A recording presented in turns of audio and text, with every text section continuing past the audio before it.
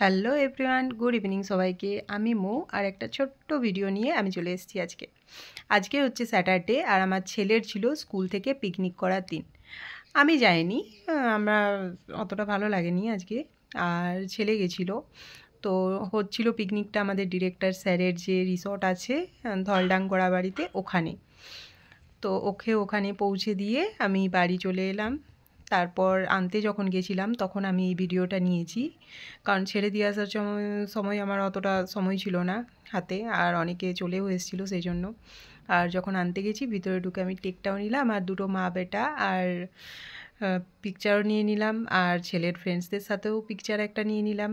তারপর যেহেতু ছেলে সারাদিন থাকেনি, আমি একা একা ছিলাম, সেহেতু ছেলের এসে কথা শেষ হয় না, আমি এই করেছি, আমি সেই করেছি।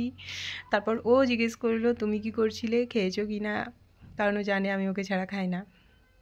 তো যাই হোক, খেয়ে নিয়েছিলাম। আর এসে আমাকে এই বলেছে ওই দাদা, আমাকে এই করেছে, আমাকে দুটো দাদা হেল্প করেছে, ওই করেছে, কত কথা কত কথা। আর আমি আজকে বুঝতে পেরেছি সারাদিন ও না থাকলে আমার সম্ভব নয় একা থাকা। তো মা ছেলের এরকমই চলতে থাকে। বাই।